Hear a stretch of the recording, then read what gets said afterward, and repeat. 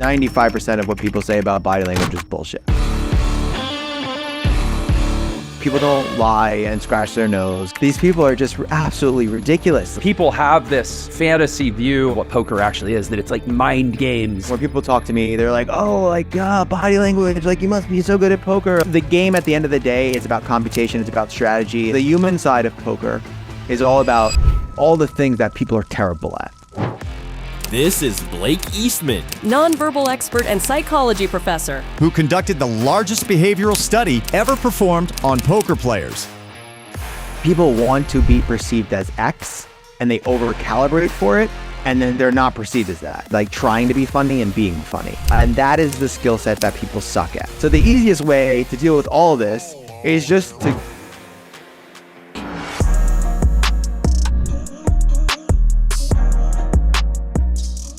Welcome to another episode of Unlock Your Potential. This is Jeff Lerner, your host. Always so excited to be back with you, having amazing conversations with amazing human beings. Today, we are joined by Blake Eastman, founder of the Nonverbal Group, a professional poker player and former psychology professor. That's what I call moving up in the world from underpaying academia to high-stakes poker, right? Definitely. I was doing some light, non-threatening stalking of Blake earlier on the internet and saw this fascinating study, I think it was called Project Beyond Tells, the largest behavioral study ever conducted on poker players. I'm sure we have a lot to learn there. Blake's passion is using visual feedback to teach leaders and teams how to better interpret nonverbal signals and monitor the information that their body gives off. The Nonverbal Group, his group that he founded, is a behavioral research and education company that conducts large-scale studies on human behavior and uses various technologies to systematically deconstruct and improve human communication. Human communication, a big passion of mine, and a thing that is, I think, tragically clumsy in the modern world, which leads us to a lot of problems. So, Blake, welcome to the show. Excited for this conversation. Thank you for having me. Of course. So, man, so many, like, you're one of those people that just, the thing that you do is itself so interesting that I could easily see us spending an hour talking about the thing that you do and gloss over Blake Eastman, the man himself.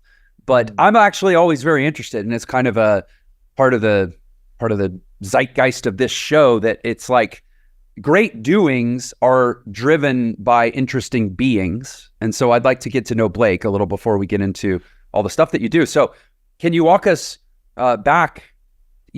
How did you become the person that does these things? It's not a traditional career path. Yeah. I think that anybody that pursues something with a high level of obsession usually has like deeper reasons on why they pursue it. And if I were to really look back at like my own social origin story, I would say I had a lot of anxiety up until probably like 22. I think I was just scared of people. So I think I did everything I can to overcompensate for that fear.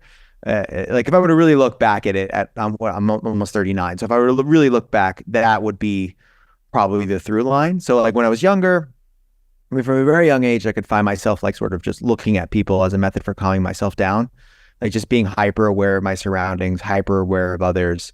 But it definitely stemmed from anxiety. And I think I got interested in psychology because that was sort of a gateway for better understanding people, which made me less anxious. And yeah, I would say that was the driving force. And then I've always been entrepreneurial.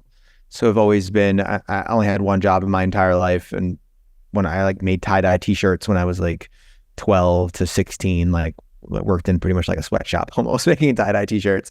But yeah, I've always been big on starting things and I've always had like a wide range of hustles. Like I was a kid in school that was like selling sneakers and ringtones and CDs, and like I was always just part of who I was. And then those sort of passions converged in a more uniform way as I got older. And now I think a lot of people suffer with their interactions with people, and sort of my mission is to reduce the suffering and reduce the amount of value we add to each other. And it doesn't have to be that hard. And a lot of people make it way more harder than it needs to be. So I'm really glad I asked the question, and I'm going to go ahead and nod to Bo and Stacy that helped me procure great guests for this show. because they know me well, and I think they upon meeting you were like, oh yeah, this is gonna be a good fit with Jeff. So first of all, I can't wait to compare notes, and I actually think we should, because I think it'll humanize the whole conversation and probably relate to a lot of the audience. Like, truly, how awkward was your adolescence because of social anxiety? Because I have that, I think that's a place we might have in common. And then I'm really interested in just as a little bit of context, this show was designed, it began as a research project to start to develop like a unified theory around human success, right? Like let's talk to hundreds and hundreds of people that are outlier successes in various fields and try to, that's why I always go to the human before the doing, is like, what are the commonalities that we can learn from to start to adapt our lives as the audience toward a more interesting version of success or whatever we're driven towards in our life. And so this, there's almost like a little bit of like a hero's journey archetype in what you said, right? Socially awkward, or sort of this almost like alienation, early alienation. I don't think I'll correct that. I was never socially awkward. So I was or anxious. Anxious. I was anxious. So I was very good at being a chameleon and fit into any circle. The problem was there was a lot of suffering associated with it. So like a lot of rumination after, but I was pretty good at interacting with people from a very young age. I had a lot of friends. I had but there was just a lot of anxiety associated with it. So I wasn't free. Did you have, I very much do not want to just project my life onto your life. Right. Yeah. The same. But like, I remember like 7th, 8th grade, like early puberty, super awkward years, just physically, right?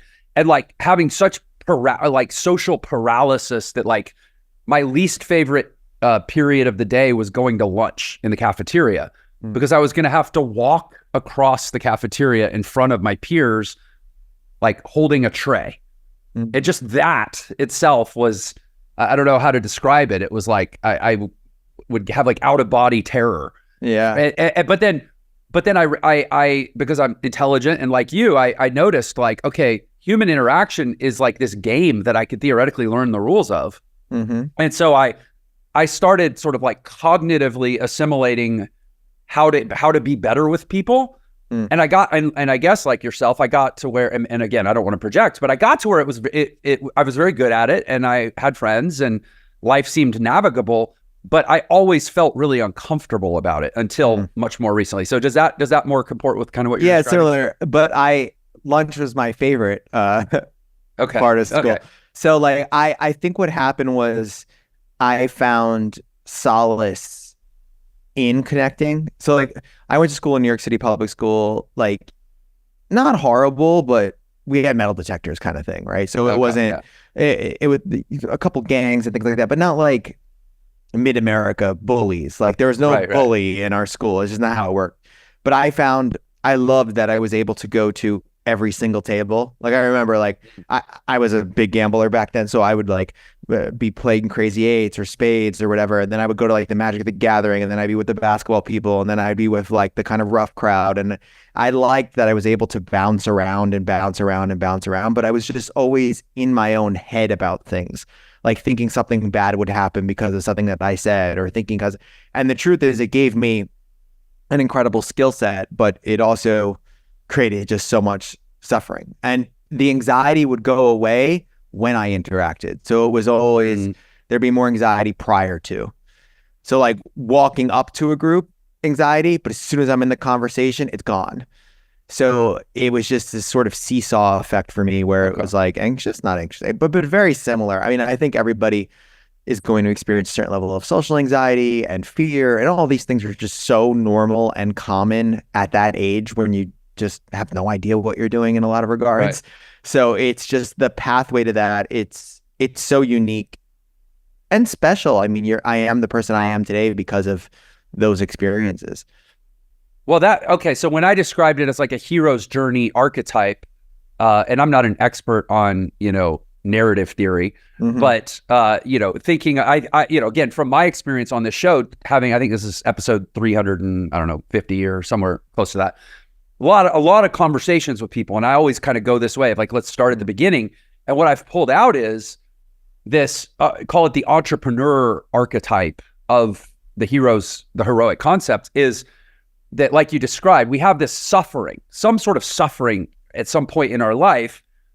And then we develop some mechanism to, if not cure, at least manage our own suffering.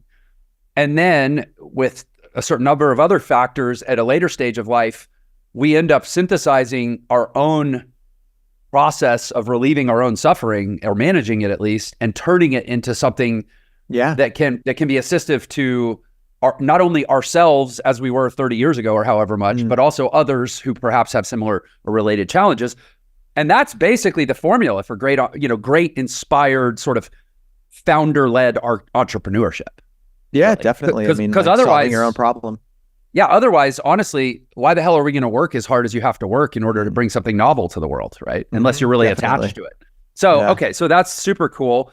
So describe to me then, I mean, I feel like it's such a big subject, but maybe how did you start going from, let's call it like normal or average amount of human observation for the purpose of self-development to like, okay, I think this is something I'm going to take on at maybe a level beyond what most people do with it, and actually start to develop like a science of this thing. When did that switch flip?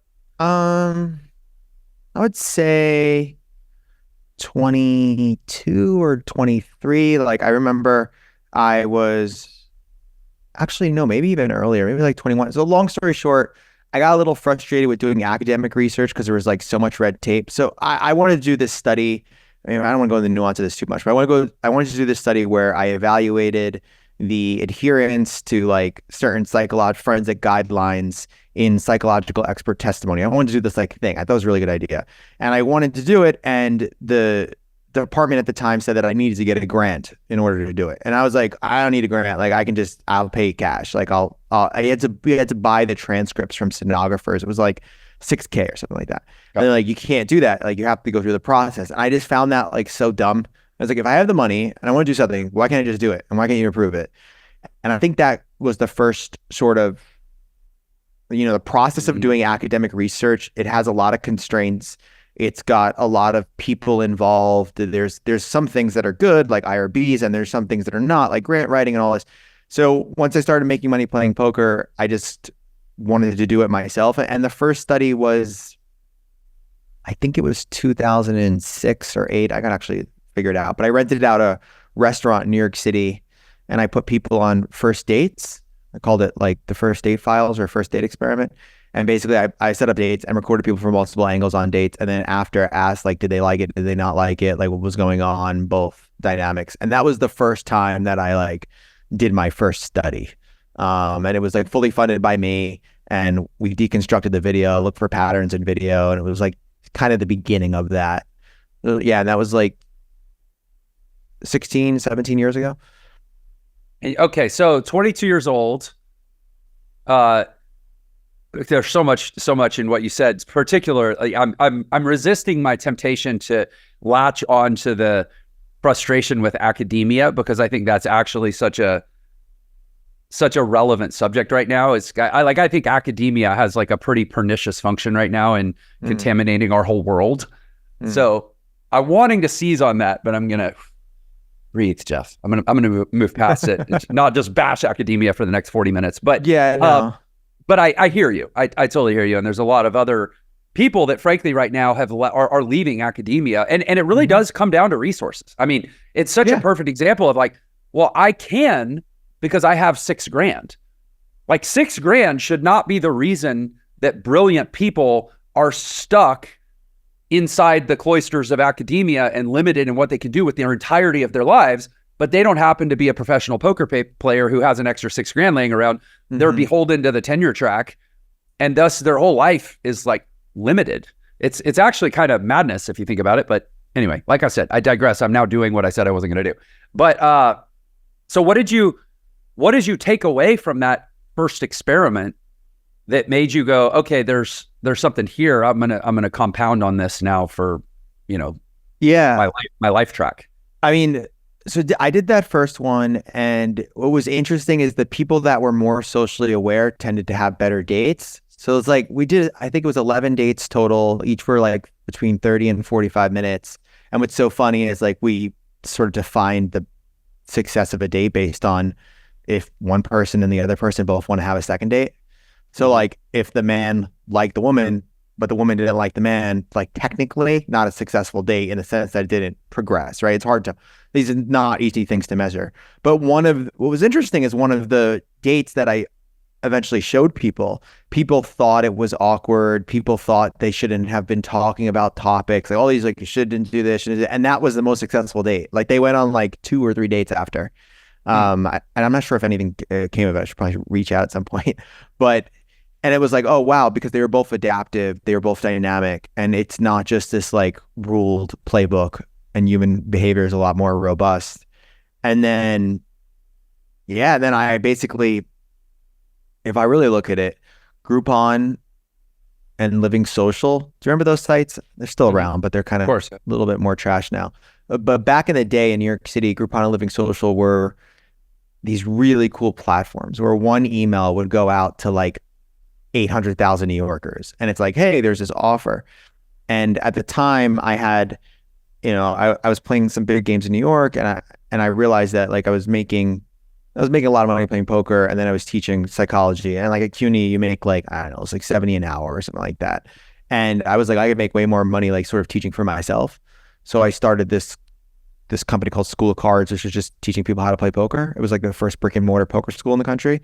So I did that. And then Groupon and Living Social learned about my nonverbal group stuff. And they were like, hey, we want to do a deal. And would you be willing? And I had a class called Body Language Explained. And that kind of went viral on those platforms. So basically every single night, I was teaching a 3-hour, 1-person show, Monday to Friday, every night for like 4 years.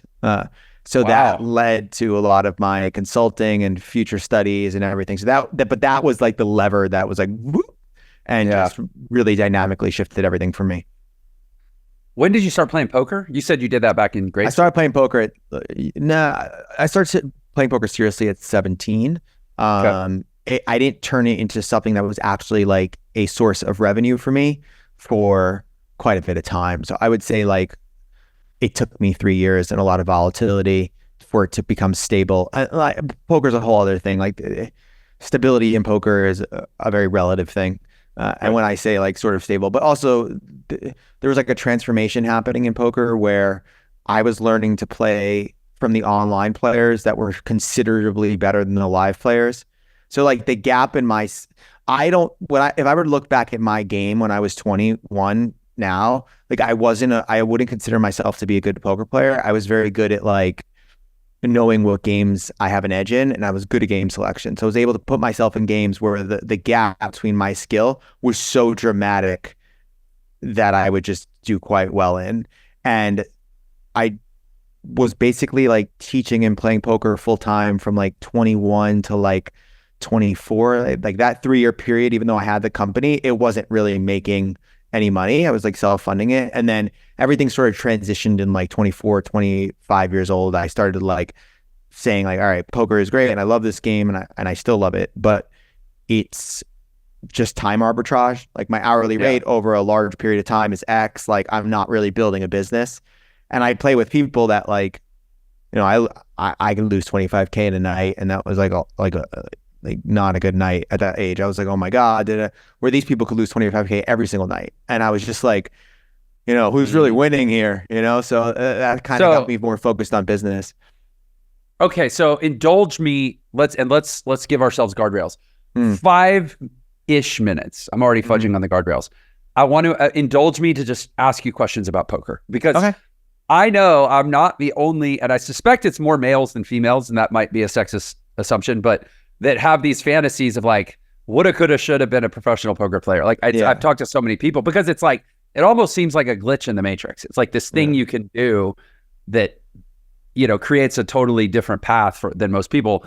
And so I guess first question is that I would ask is, how much of it would you say is computational versus how much of it is behavioral? That's a good question.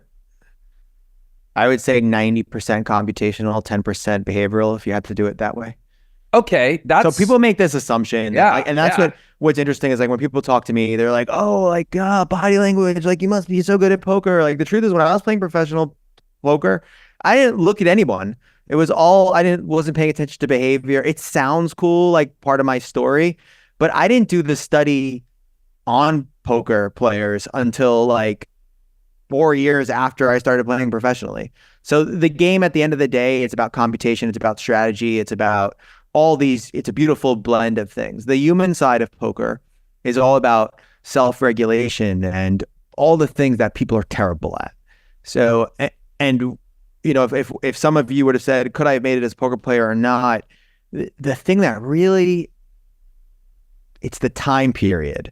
So like if we were to go back 20 years ago, let's say we get a time machine, go to 20 years ago, and I take any random listeners on this, like decently intelligent, well-motivated, focused people, we could probably turn them profitable fairly quickly. That is not the same in today's games, because what happens is poker, like any body of work, it gets more advanced, it gets better, and the sort of standard of play increases based on the resources that are available to poker players. So when I first started playing poker, like the good resources were like books that if I were to read now, I would laugh at, like in terms of the advice and the things that were said. And then there was an explosion of information.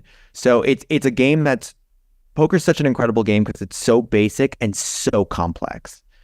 And I guess like my perspective on poker is a lot different in the sense that, because like literally I have seen the polls of the game, because like my clients are like literally the best poker players in the world, like the top in the world that I help specifically on behavior. But I'm not teaching them strategy or theory, like, because they're vastly more complicated than that. And it's just like the gap, put it this way, if I get like a world-class poker player and I sit them down and you hear their thought process, and you get somebody who's like a decent regular, somebody who's like average poker player, the gap is insane between how many things are being processed. But what's so beautiful about poker is at the end of the day, the poor player can still win. So that's why it's such a special game. So is it fair to say that the 90% that's computational is really the foundation? Yeah, and it's tricky, like computation, like it's all computation. That's why it's a tricky. So I would say that, like, put it this way, 90% of poker, like you can still play if you had a blindfold on, you could still crush games. Yeah. Right. Like you don't need the physical behavior. You just need the actual actions. The behavior adds an edge. And in my belief, in the way that we set up our company, I don't teach the behavioral skill set until, like I always used to say, you should be able to beat a game blindfolded, and then it's time to add behavior. Right? Okay. So that's what I was going to say. Yeah. That's the like a better way behavioral to describe component. That's really the edge at the more elite levels. Yes. It's an edge. And the edge is dynamic. To some tables, it's a big edge. Some tables, it's not that much of an edge. It like really depends. So I feel like there's actually probably a lesson there that's bigger than poker, that like how often in, like, because you're right. I mean, the reason I pursued this question initially, and then you immediately validated, is because people have this sort of fantasy view, or almost like a dramatization of what poker actually is, that it's like mind games between prodigies, and really like most of it's math and strategy. But I think we do that in a lot of things, where we tend to like aggrandize what it takes to be really good at something, is because like there's something in us that doesn't want it to just be about doing the boring work consistently. Yeah, poker is, most of the people that, it is a brutal game. Most people that thought, no offense, but if you thought you could have made it, probably not.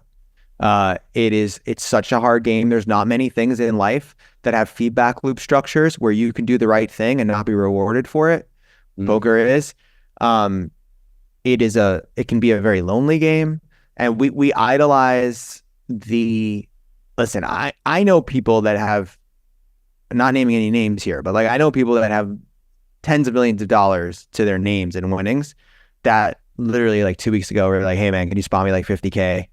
Like there's a lot of misnomers about like what poker actually is. Now there are people that have been massively successful and incredible but these are the top 0.00001%. So Right. I would say this: if you're a smart person, I focus my business a lot on people that were retired, like really smart people, retired, had money, had a lot of life experience, and wanted to just make cash and using poker to it.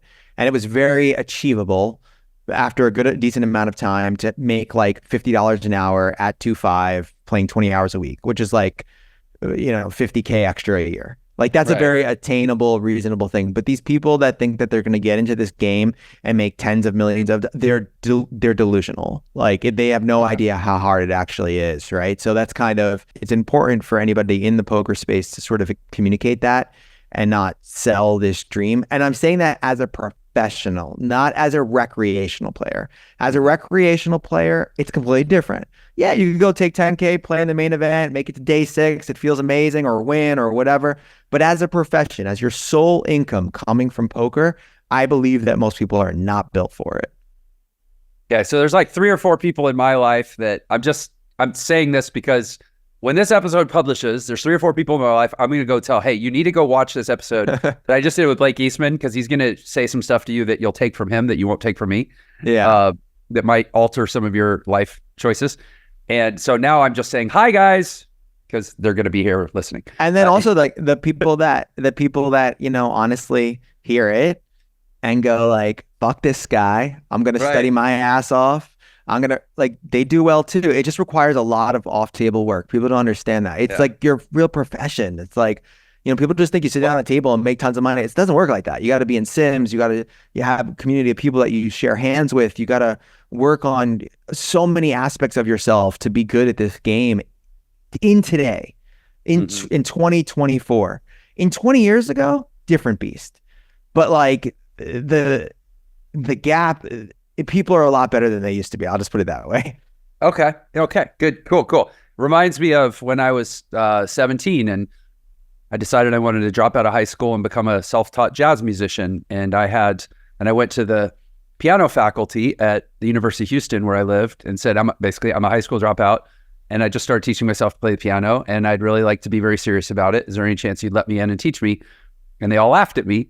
And I said, fuck you, and did it anyways. So like there are those people. And there are those people. 3 years later, they let me in with a scholarship because I practiced 12 hours a day. So if you're that one person that's going to ignore Blake's advice, I will be here rooting you on. Yeah, and I want you to play poker. I want everybody that's listening to get involved and understand poker. The line is trying to make it as a profession in today's game. That's the distinction, right? Like, and thinking that it's going to be easy to make 6 figures. Like, no, don't think so. Right. So, okay, thank you. You indulged me. I went a little over my 5-minute guardrail. But that's super interesting to me, and because especially someone who's always been pretty good at math, doing like figures in my head, I've just always had this like, what if scenario in my mind. So that was probably helpful for me to hear. So take me then from there to where you are. Yeah, I mean, just connect those dots, and then we'll dig into the present. So yeah, and with Beyond Tells, I started looking at like nobody really looked at there was like some poker tell books and stuff like that, but nobody really empirically looked at poker tells. So that was my first like really big study, and it was supposed to last like 3 to 6 months. It ended up lasting 10 years. So I did 3 studies so far, 3 smaller studies where we have people come into the office, record them from multiple angles, and then break down everything that they did. And we use this approach called grounding theory, where you don't have any hypothesis, you just tag and label data. You sort of look at what the data tells you, and it was rough. It was a manual process. So like every time someone blinked, somebody had to mark specifically when someone blinked. Every time someone, checked their cards, it was marked and coded and all that stuff. And then now all that stuff's automated. So we built systems that just uses computer vision and machine learning to just deconstruct facial expressions and movements and everything. And I'm not as involved as poker as much as I used to be. So now most of my focus is at the nonverbal group, where I'm basically I have a wide range of clients, but like, for example, this morning I was looking at the Zoom meetings. We have like software that processes all the Zoom interactions, and I'm like helping their CEO with certain social skill sets on those Zoom calls. So we use video as a mechanism for sort of understanding how people perceive you, and then making changes to your behavior and making sure you're in alignment with how you want to be perceived.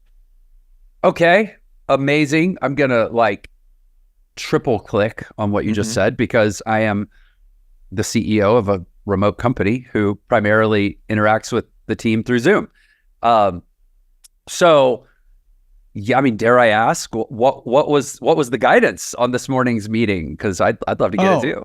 I mean, this meeting was relative to that person. I could actually discuss it.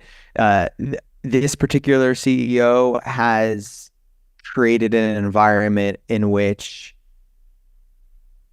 his rule is law, and he's a little bit tough on people and a little bit overtly aggressive, and has created a culture of just like approval where what he says goes, and people like are kind of really afraid to push back. And he could be quite tough on people, and he's starting to see that impact. So it was a little bit tough on someone today, and I talked to him about it. I mean, like, this is stuff that we're working on. I mean, this is a very new client, like literally like 2 weeks ago we started. So I will use the video as a way of tracking and seeing this change. And sort of the goal is over the next 3 months, the whole team is like, oh, you're like a different person right now. And the whole thing is, I always say, I don't tell people how to act. I just make sure their behavior is in alignment with what they say. So like, if you want to be, a tough, harsh kind of leader, okay. I'm not going to tell you like, no, it's your company, it's your life. Do what you got to do. Right. But if you're like, no, I want to have more connection and I want my team to feel good and I want them to feel happy where they work. And then I'm like, well, you're not creating a happy space here. So it's all about that crafting of alignment. And some people just have these like behavioral blind spots where they don't realize how they're actually coming across to others and the impact of how that's like the average person. I think there's this concept that everybody wants to think they're self-aware, and we're self-aware in the places that we're aware of. And then there's this whole world of just massive blind spots of like, oh, I didn't see that, or oh, I didn't do this, or I didn't do that. And the social awareness and behavioral side of watching the video makes it very visceral about what you're aware of and what you're not aware of. Because I'm like, look how this team member reacted, look how this team member reacted. I'm able to like point it out and actually give evidence. And I mean, I've been coaching, like I've been doing this for years. I have a reputation also for working with very tough people. So I work with like managing directors at big funds and people that are a little bit abrasive. It's kind of like Blake gets sent in to deal with them. So it's fascinating that we're talking about this. Literally, maybe less than a week ago, I was driving in a car with my wife and my son, both of whom my wife and I sort of like co-lead our business, and then our son works with us. Oh, cool! And we were talking. How old is he? Yeah, he's 20, and then we actually have a 21-year-old that also works with us, and a 15-year-old who's declared that when she finishes high school, she's going to come work with us, and an 8-year-old who wants to be a professional cheerleader. So we'll see what happens there. But anyway, we were talking. We were driving back from one of our events, and we were talking about an interaction that our son had over Zoom with a team member, and his experience of that, which wasn't pleasant. And I said, and I referenced, and I'm guessing you might have read this book, and will even know why I'm bringing it up. Talking to Strangers, Malcolm Gladwell, which is all about the gap between how we interpret people's mostly nonverbal cues and how they think they're presenting or being interpreted, right? So it's this exact gap that we're talking about. And I asked, I said, Jace, I said, and I referenced Talking to Strangers, I said, there's this book that I read a few years ago, and it talked about how New York City judges whose job it is to assess an accused and ascribe a probability of recidivism, or in other words, if I grant bail, they're likely to go back out on the street and commit another offense. And they haven't actually been convicted yet, but it's just like value judgment, entirely subjective by a judge. And that they have found, and presumably if anybody in the world should be good at reading people's characters, should be criminal court judges in a high crime city like New York. And they're actually far worse than machines, just based on that, machines that have no no like behavioral cueing. All the machines have is just the facts of the case. And we'd be better off just running the police reports through a computer than actually empowering these judges to make these subjective decisions. And basically the point of the book is like, we think we know people better than we do. So maybe we should be more empathetic and tolerant, basically. Yep. And so I shared that with Jason. I'm like, are you 100% sure that the cues you were picking up are the same as the cues that the person was intentionally projecting? Or could there be a gap where now we have a misunderstanding and a potential souring of a relationship? And, as is probably typical, nobody wants to believe, and I'm not saying he was right or wrong, I actually don't know, but the immediate response was basically, no, I know I'm right. Yeah. And so I'm curious, and maybe you can share if you've read that book or not, but how much do you generally agree with that theory that like, there's actually a pretty massive social problem of people not coming off the way they think and or people interpreting people differently than they are intending to project? Yeah, it's actually like, even if you really look at it, it's a lot more complex than that. So essentially what ends up happening is our perception, you're constructing your reality based on all your past models for the world, and everybody is doing this. So everybody's looking at everything with their own set of glasses and their own set of language and their own set of descriptors and so on and so on. That's why most of the body language stuff is like bullshit. Like 95% of what people say about body language is bullshit. I don't care if you've worked at like what agency you're from or whatever, but like people don't lie and scratch their nose. Like that's bullshit. Like there's just so much they don't look silliness. They don't look up into the left. Like just all these people that are just like so negligent in the things that they say. And the problems is if you get some thought leader or somebody you respect and they say something like this, it changes your lens for the world. So then you're on a first date with someone that could potentially be your husband or wife, and now they start scratching their nose a little bit because it's allergy season, and you're like, oh my God, they're lying at me. And you start to shift your perception. So like humans we're sheeps in a lot of ways in the way that we can see someone so differently based on minimal information. So I'll give you an example. We used to do this thing called a creepy cocktail party. And it would be a bunch of people in my office, and we had cameras everywhere recording. And there was this one guy that was like really socially anxious, a little bit disheveled. By society's definitions, they would call him just like weird, right? Like, this guy looks weird. And what I did to sort of fuck with people and see the value of framing is in the conversation, I would be like, hey, you know who that is? And they're like, no. And I basically said like, this guy's like a billionaire. Like he's one of these original tech founders. And I just shifted that. And then people would start walking up to them and be like, oh my God, he's so smart. Oh, he's so interesting. He says, all I did was just change the lens at which they saw him. If I would have said like, oh, he's a struggling graduate student right now, they wouldn't have highlighted that. So we're such a victim of words and language and descriptors. And the game that your son could have been involved in that interaction was the game of intention and awareness. So like there's impact. So, the impact on him was that you shouldn't talk to me like that, blah, blah, whatever it is. But it's really about intent and awareness. So first, was that person aware that his behavior was coming across in a way that landed like that? And second was, did he intend on it? Mm-hmm. Now, there are people that go throughout life that fully intended and were aware that they came across like an asshole. Like that happens, right? But there's also people in life that are wonderful, incredible people and just don't have their facial constructions that look like wonderful, incredible. And that creates a lot of problems. So I strongly support this thesis. And I don't think the word is empathy, but you have no idea what people are going through. You have no idea what got them to where it is. And you're probably most people that think they're good at like reading people or predicting behavior are actually like worse when I test them. Because there's this false sense that like, oh, I can figure people really out. Like, listen, I am dedicated my whole life to this. When I meet somebody for 5 minutes, I can't figure them out. What I can figure out is how society could potentially perceive that behavior. So like the stuff that I do is like, I can predict who's the least likely to be like, who's the most likely to be, who's not going to be liked on a team with like an 85% accuracy or like 86, I think it is right now. And that's because I can see that their facial expressions and certain aspects of their movement are what people don't like. That doesn't mean that person's a mean person. So most of this world is about perception and themes of perception as opposed to meaning. And it's a big distinction because there's a lot of like body language people that are like, these people like, I don't even know if I can curse on this podcast, but like these people are just absolutely ridiculous. Like they watch these two people that like just lost their son.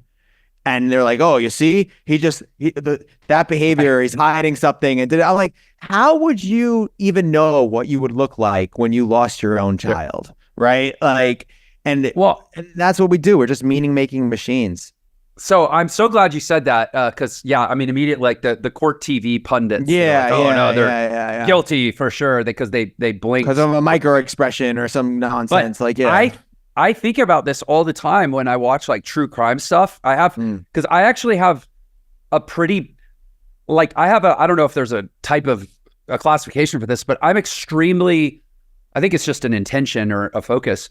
I'm very good at remembering like concepts, ideas, like random things like word origins, names of actors. Like I have these certain strengths in my cognition, but I also almost think, I feel like I'm almost like challenged by sometimes it just remembering like prosaic details. Like if you asked me what I had for lunch yesterday, I'm not going to take the time, but like maybe with like 5 or 10 minutes to really think about it and reconstruct some things, I might be able to figure it out. I think it's called a strong semantic memory. Okay, facts, dates, and things. Yeah, like it's like semantic versus episodic, and there's that fits. And so I literally have this like prevalent low-grade anxiety in my life of like, don't ever get myself in a situation of being accused of a major crime. Yeah. Because when the police ask me where I was, I'm not going to remember. Yeah. And I see on shows, they're like, well, where were you on September 17th, 2022? And they're like, oh, well, that morning I got up at 9:15. And I'm like, who the hell remembers this stuff? And so so I think a lot about under an interrogation or under suspicion, how would I come off? And I'm always like, I end up just going like, this all seems like total nonsense, especially after reading Talking to Strangers. So you gotta just lawyer up. Listen, I will not answer without counsel. Sorry. Okay. Fair enough. And look at security cameras wherever you go, so you have an alibi. Okay, good call. Okay, I like that. I do look. I actually do always try to spot the cameras in elevators. So. Oh yeah, there's that. I'll keep doing that. There's a lot.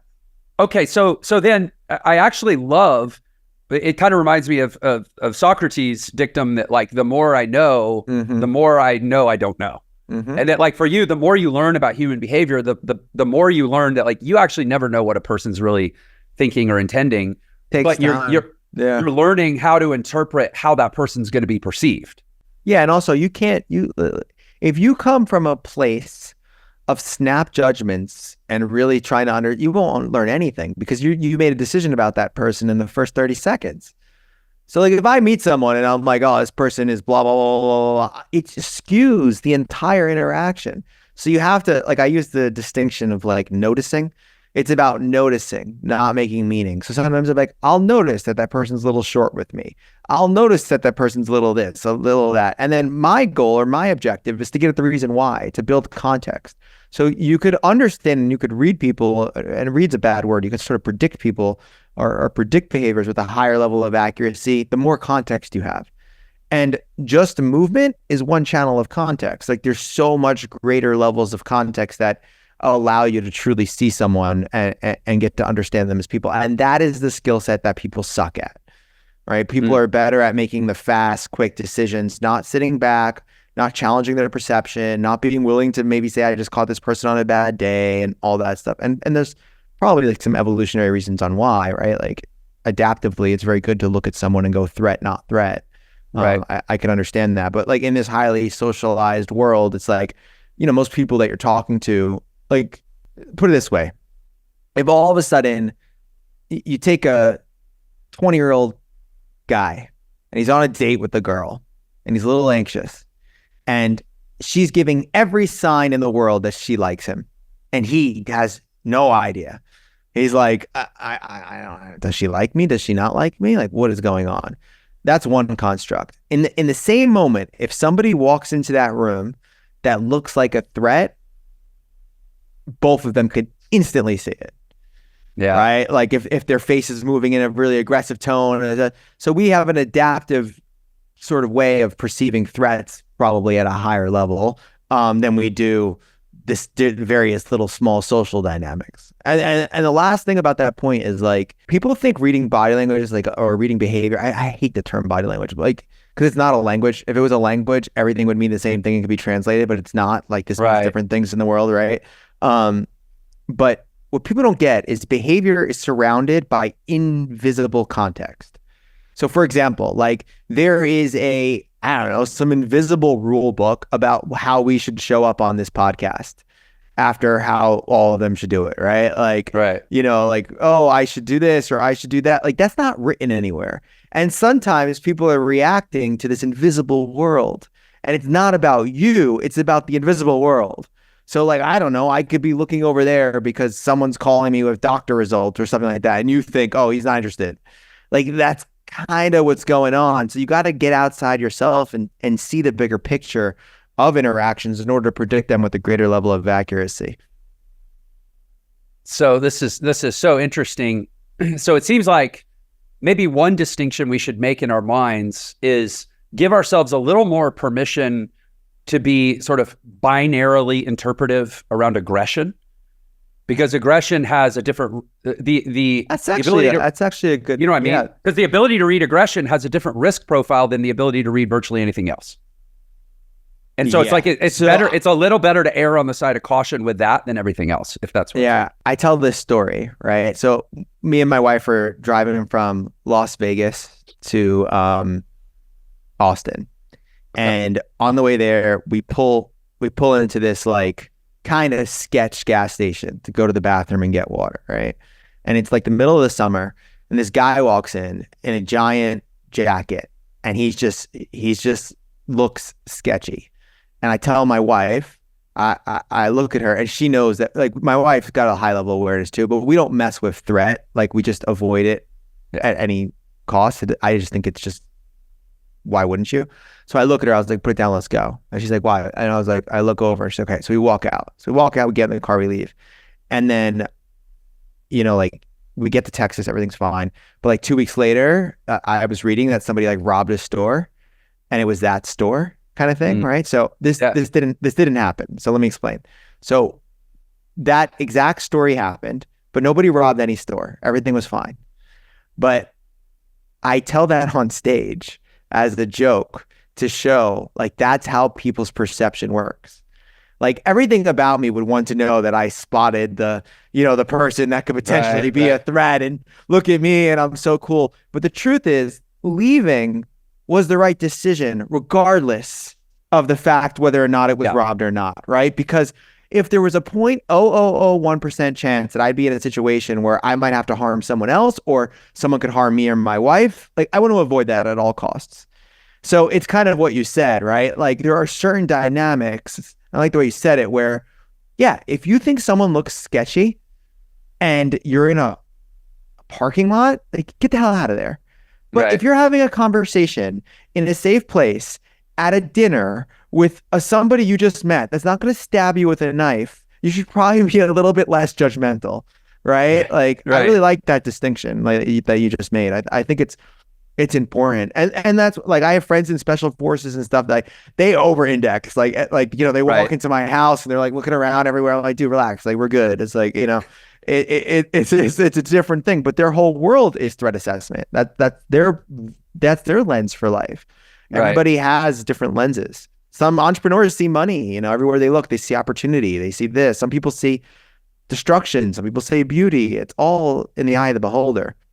I'm always looking for like really practical takeaways for the audience. So, and forgive me, it feels almost like pedantic to ask the question, but like, do you have a couple sort of basic heuristics around maybe like a certain emotion or experience that we want to convey or project to people, and then like a heuristic for how to think about being in order to convey that? Like if I want people to think I'm nurturing, I should think about acting, with this set of movements or intonations or whatever, and other correlations as well. I mean, A couple things to say about that. So one, usually people are more likely to express the thing that they want to express when they're the most comfortable. So you will find one of the biggest error corrections I make is people want to be perceived as X and they over calibrate for it, and then they're not perceived as that.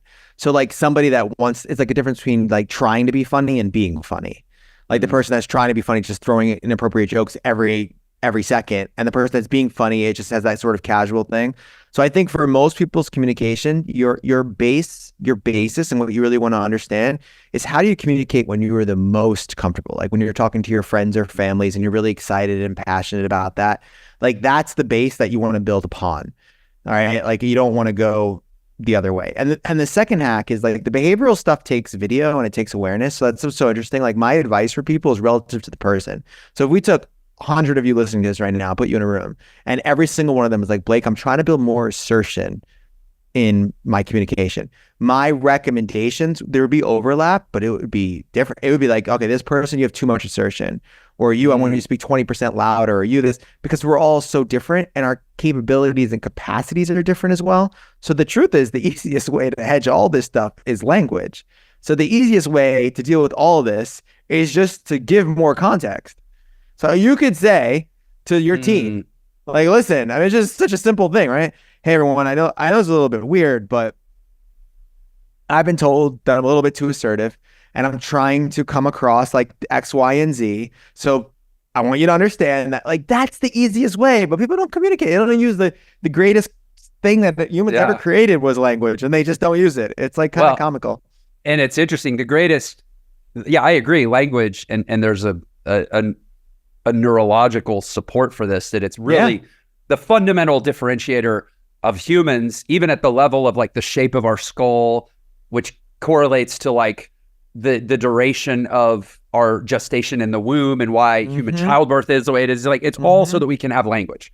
But it's really interesting. But the syntax that you're describing, the application of the language is what I heard, vulnerability. I mean, vulnerability. Isn't that the power of vulnerability? Is that it's the use of language to create context and comfort. Vulnerability has gotten such a bad rap.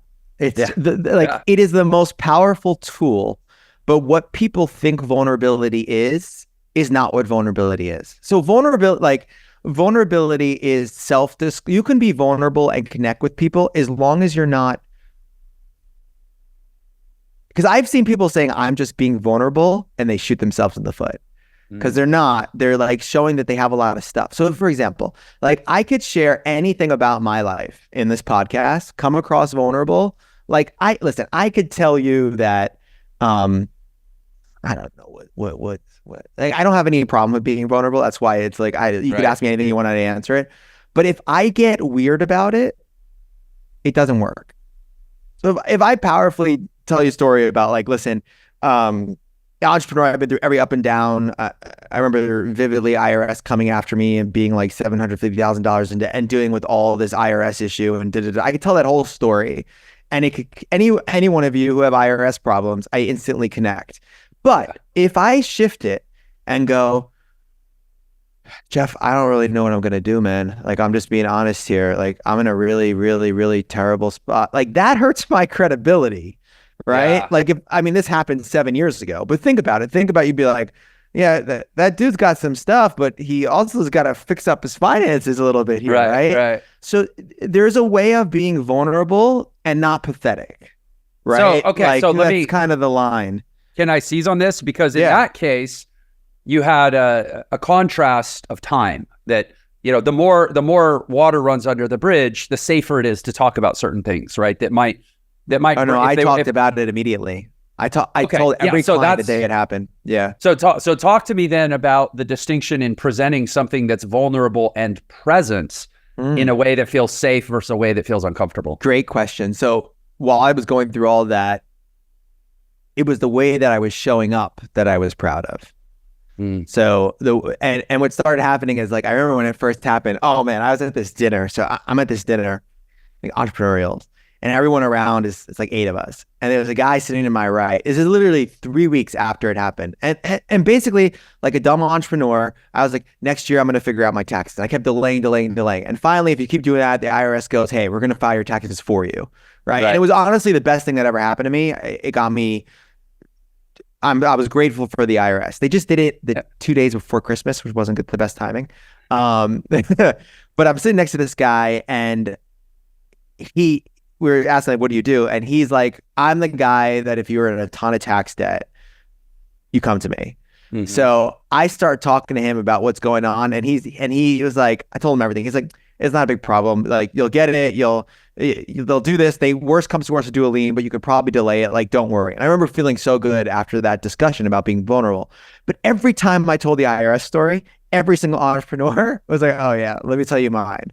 Right. Let me tell you this. Let me tell you my financial was. So, and what I mean by that is that, like, it wasn't, there are spaces where you can be more vulnerable. Like, I could be the most vulnerable with my closest friends and tell them what I'm going through, but people use vulnerability, but in public, it's different. It's vulnerability, but still maintaining power. So you can share without being a victim of all of the things that you're sharing. Right. And that could still give you power. But sometimes people don't throttle that line. And that's why I think vulnerability gets a bad rap. People says, I was vulnerable and it shot me in the foot. Well, you weren't just relaying the facts of the information of where you're going through. It was too much stuff. And people sort of see that and judge you for that stuff. Real quick, I want to let you know about my text message community. So I use text messages to provide unique value to my podcast listeners. These texts can just be random thoughts. It can be letting you be the first to know about an event I'm planning or some free training that I'm planning to host for the community. Just shoot me a text to get subscribed to the list. The number is 702-996-3926. Again, that number is 702-996-3926. Now let's get back to the podcast. So okay, this is super helpful. I'm going to selfishly ask for like 5 minutes of consulting. Yeah, here. Let's do it. So I am CEO. Like I said, run a virtual organization. And I know that there's a lot of audience members that are either solopreneurs or founders of small, medium-sized companies and have similar frames. So this is for all of us. And I want very much, and have strived, one of those, strive, thank you, to create a really safe, open, what we call love-based leadership culture. Mm-hmm. And I try to lead by example and be vulnerable as the leader. But I totally get what you're saying about finding that it's a line and it's also a style of, like, don't veer over into, wait, is Jeff coming unhinged, or can we, are we safe being led by this person, right? So yeah, I mean, maybe, and I'll use, okay, you know what? I'll get vulnerable here. Basically this year, 2024 has been like a tear down and rebuild year for our platform. So I actually shared this on a podcast yesterday, first time I've shared it. So now the audience, you're hearing it for the second time, that, you know, in the last 2 years, especially over the last 12 months, we have intentionally, so it's been a by design transformation. Basically what I realized is there were some fundamentals about the organization that I wasn't happy with, but they were going to be impossible to change at the size that we were. Mm-hmm. There was just too much velocity and too much inertia, and the mass was too big. And so I have stripped the company down from, you know, roughly a 200-person company. Now we're about a 40-person company. Revenue-wise, we were at our peak, we were a $5.5 million a month company. Now we're less than 10% of that. Mm-hmm. And it's all been so that we could, it's like rehabbing a house, right? Rip it down to the studs, totally. Redesign it, and then regrow it. And there's a lot of, well, first of all, you know, what I say, 5 out of 6 team members are no longer with us. Mm-hmm. So there's a lot of, like, anxiety and uncertainty for the team. And through it all, I try to be really authentic and transparent about where my head's at, why the decisions that we're making are what they are, where I believe that we're going. So it's trying to balance, like, optimism and excitement about the future and that all of this suffering will be worth it, but also empathy and validation of the present state of anxiety or discomfort, mm-hmm. or overwhelm as the workload all reshuffles. And so that's been my reality for, like, 2024. So you can see where I'm going with this. Do you have any guidance on how to calibrate? And now you've spent an hour with me. Like, how does this guy better show up with the team so that, because, and let me maybe state what my goal is with the team, is I don't want them to have a false sense of security or a false sense of excitement or feel like they have to pretend to not be nervous or pretend to be more excited than they are. Like, I want them to feel safe being themselves too. But I want them to hone in on the key trait that's going to get us through the storm the fastest, like the bison that charges the storm because he wants to get out the other side and be moving in the opposite direction. That we need to be the bison, and the bison has to have grit, and the bison has to have mettle, and the bison has to be bold and courageous. And so, like, I want to transmute my vulnerable transparency into enthusiastic courage on the part of the receiver. And I guess I'm just asking for advice on how to be better. So I would say the short answer to this is I think you're doing great and you're doing a good job right now. Like, I just, based on that presentation right there.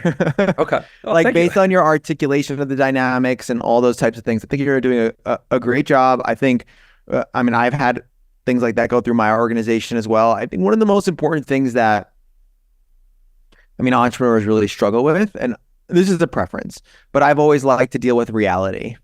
Yeah. So what I mean by that is I will authentically communicate reality. Like, so here's the deal. We have no more money. We have this, but aspirationally we can get out of it. And part of the reason why is because, in a lot of ways, hopefully this was in the early days. I'm not in the same position obviously anymore, but like, you get to see what people are sort of made of. And you get to see, because like we're not the big companies, right? These smaller companies, you sort of see who steps up, who doesn't step up, who's able to sort of, and you're able to rebuild your culture. So when you go up to like 500 and down to sort of like 50 or whatever the number is, right? Like, you're able to see who sticks around, who wants to be part of this. And I think that's sometimes a better place to sort of build from. But I think where entrepreneurs sometimes get into troubled waters is, I understand you could massage reality, but when there's just a massive gap, like when you actually don't see a path forward for the next year and you hold on to that for 6 months, 7 months, 8 months, and then all of a sudden you're letting everybody go into like that's where I've seen things gone really bad. And I feel like, being vulnerable and telling them like, listen, we've reorged, this was intentional, this was all what's going on. It sounds like you're in alignment with what you said you're doing and you're doing it. And sometimes restructuring doesn't look pretty and it's hard and it's tough. And just showing up for all those people in the sense that we are going to get from point A to point B, like a buffalo or a bison. But the truth is also, and the last piece of this is like, as an entrepreneur, I do believe that nobody will ever bleed things as much as you will. So it's like, maybe you'll be the bison and they'll be like I don't know, what's like a step down from a bison, like a horse or something. I don't know. There's bison run towards the storm. Cows run away for the storm. Maybe we'll just call them like. What follows the bison? I don't know. I was just going to say, maybe they'll just be a gopher and like dig a hole or something. And let exactly. And listen, as a leader, I guess right now it's your job to make sure that nobody's doing that. Right. Like that's where good KPIs and metrics and leading by those things are better. But this is the thing, man. At the end of the day, I've observed so many leaders over the years. Like, I'm telling you, like from Fortune 50 to entrepreneurs to defense companies, like watch their meetings, watch their interactions. And the notion that there is this one form of leadership that works is complete nonsense. I have seen people break every single rule that I've ever seen and run the highest performing teams. I have seen people be nice. I have seen people be vulnerable. I have seen people not utter. I'm like, how is this person leading an organization of 400? Like, how is this person leaving it? And I look at the actual raw metrics and I'm like, this company's doing really well, right? There is many paths to leadership. And the truth is, a lot of leadership is a personal choice. It's like, how do I want to show up each day and how do I make sure I'm in alignment with that? Well, and I think that, and I'm using my own experience too, that like leaders maybe sometimes get a little too much credit because the layer of number twos a lot of times has a bigger impact on the organizational success than the actual number one.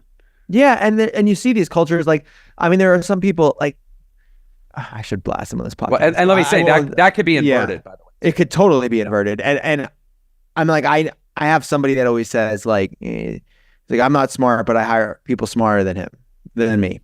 And he's like, so true. He's like, he's not the brightest person. Like we joke about this, and I'm gonna say this to him because I won't call him out, but he's gonna laugh. He's just not the sharpest tack, Right. but incredibly good at trust, incredibly good at vetting people, and the people that this man surrounds himself with are like leaps ahead of him. And he's just able to go like, good, I'm glad. I want to be the dumbest person in every room. And it's like so remarkable. Like it's not about him. It's truly about the people around him. And he runs a massively successful organization and has so much less stress than some of these entrepreneurs. Like, I'm the best. I'm number one. I got to do that. It's like, no, you're not. Like, build a culture, build the team, build an organization, build something that you're sort of like proud of. And, yeah, there's a lot of nuance to that, right? Like in terms of how you show up. But in the short, just based on our discussion in the last hour, if I had to like make a 100K bet, I would say you're probably doing a really good job. Okay. If you're vulnerable enough to do and say what you just said on this podcast, I'm assuming you'll probably be able to do that with your team, kind of like, right? So it's not that much of a gap. Yeah. So it's basically just like keep doing what you're doing and don't. Yeah, you're in alignment, especially when you said you were going to do this and you're doing it. So there's two takeaways that I'll try to extrapolate here, and then we can adjourn.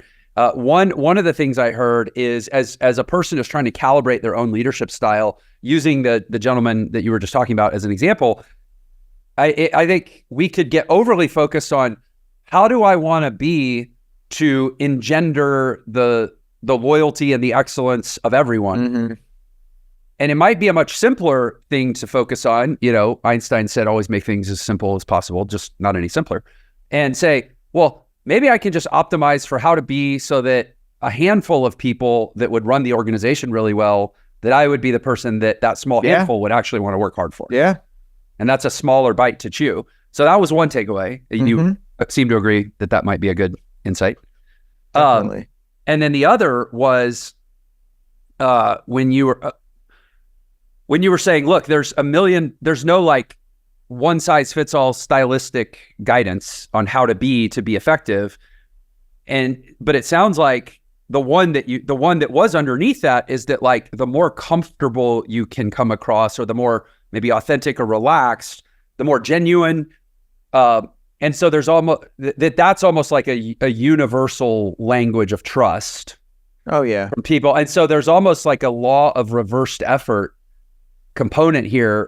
I'm asking, not saying, that's like, as a leader, first and foremost, what did you say? You use the analogy of somebody who's being funny versus trying to be funny. Maybe don't try so hard to be the way that you want to be. Maybe just relax a little more and just be. I guess the nuance or complexity of this is the people that are trying to be just be, but the people that are not in that conversation, they usually need to step it up. Like, so the people that are like, oh my God, I need to come across as more empathetic, they're very rarely the problem. It's the people that don't even see this as an issue. Oh, okay. Like they don't even, so like the people that are hard on themselves create unnecessary suffering, which changes their patterns of behavior and makes them look a little bit different. But then there's people out there that are just like, I'm like, you can't say this to people on calls. Like, are you nuts? Like, do you know what? So it's a level of awareness. But if you're so hyper concerned and so up in your head, I 100% agree with what you just said. Like you want to come back to a place of comfort, and then just always use language to hedge it. Like, listen, nobody doesn't like a leader who's going to show up and go, hey, I think I'm weak in this area. I'm trying to improve it.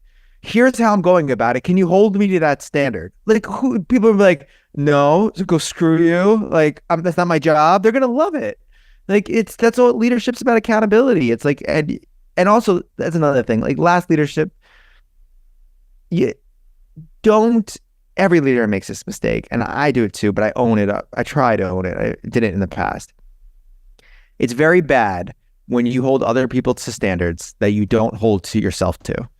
And I have seen this come in very little ways, and even smart, like I've got friends that are very like, Jocko Willings oriented, like leadership, like, but then I'm like, okay, get it. But why are you allowed to come to meetings 5 minutes late, but no one on your team is?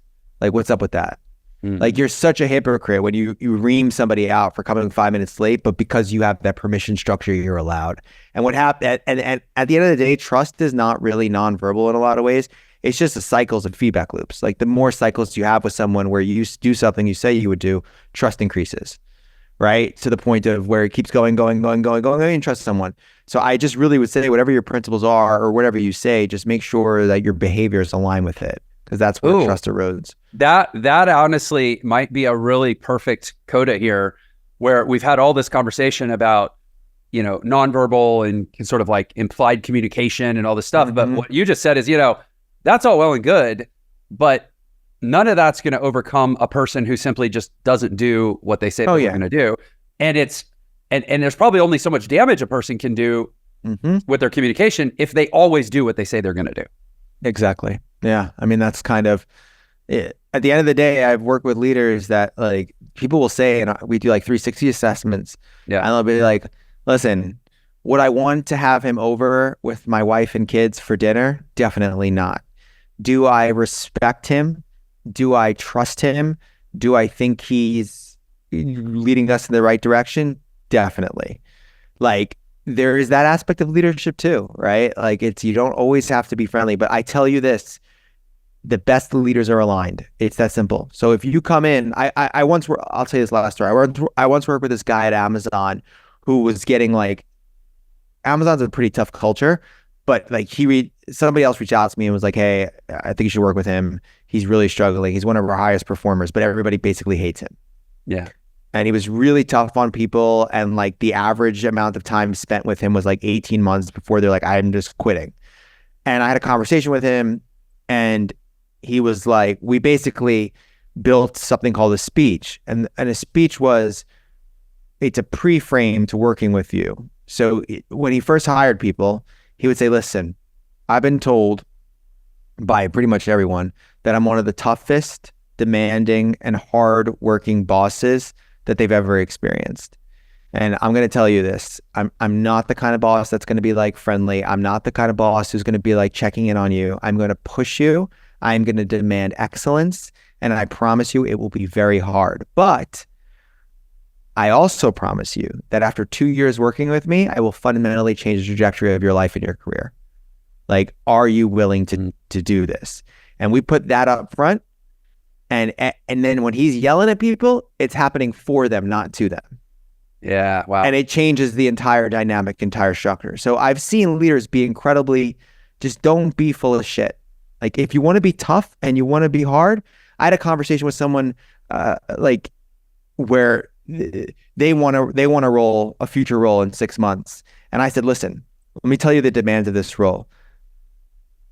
You are responsible for so much growing technical infrastructure that if something breaks on a Sunday at 4:00, it's not me, it's you.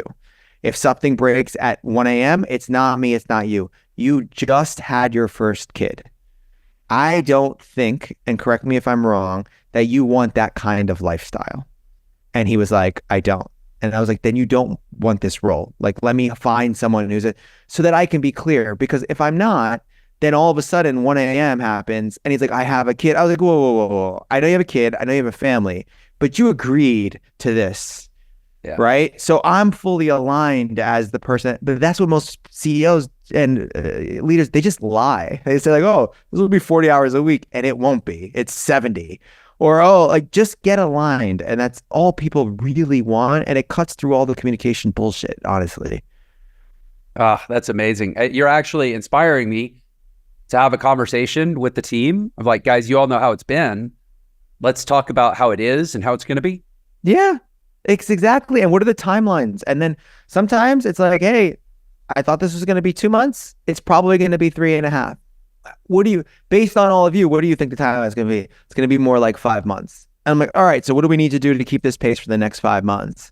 Yeah. Right. Like it's all conversations about reality and all conversations about alignment. And what happens is people don't want to have the small conversations. So they end up having to have the big ones. Right? Like, oh my God, like now I got to leave. But when you just should have just said something earlier on. Oh, that's amazing. Amazing. Okay. I'm going to let you go since we're way over time. But Blake, great question. Well, I appreciate Also, I it want to so much. acknowledge you. You're an exceptional synthesizer. Like you're able to the ability to just listen to what I'm saying and then kick it back in like 2 sentences is like massively impressive. So it's a great skill. Well, that's an awesome compliment. Probably much more so because of where it came from. So thank you. Yeah, of course. I really appreciate that. Hey, let the world know, please, how they can go learn more of this goodness, because I feel like we've only scratched the surface here. Yeah, so I definitely would say start with nonverbalgroup.com/newsletter. So the newsletter is going to be the central hub for everything going forward. I'm sort of in the process of building a big like media arm of my company. So I'm going to be releasing a ton of videos to YouTube and doing the Instagram thing and all that stuff. But the newsletter I send out every Monday. It's like the consistent way to have interactions into my world and all the crazy stuff that I'm doing. Mm-hmm. Okay. And you write that yourself, or at least you're involved in it? No, I write every word myself. Yeah. Wow. Yeah. Good for you. No newsletter ghostwriter. There's like whole ghostwriting agencies now for email newsletters. I write 3,000 words every day as a practice. I never miss it. So that's like a way of organizing my ideas and stuff like that. So yeah, big writer. Amazing. Do you happen to have any association with James Altucher? I've been to dinner with James. I know him. I don't know him like really well, but I know James. Yeah. He's a pretty good friend of mine. I've been on his show 3 times. I think he's been on mine twice, and we talk, but he's a big advocate for writing as just a practice. Oh yeah. I mean, James is like an OG vulnerable writer. Yeah. Well, very cool. Okay. Thank you. Thank you so much, Blake. Yeah, and of course, thank you. To all you viewers and listeners, you know what I'm about to say, because you are the best part of this show. You're why we do it every single time, and I can't wait to do it again. Take care. If you loved that episode, then you're definitely going to love this one. Check it out. Fundamentally, there are only 2 important functions in a company. Somebody's got to make it and somebody's got to sell it. And that's Apple. Steve Wozniak makes it, Steve Jobs sells it. And everything else you can hire or you could postpone if you cannot make it as an engineer. You better be good in sales.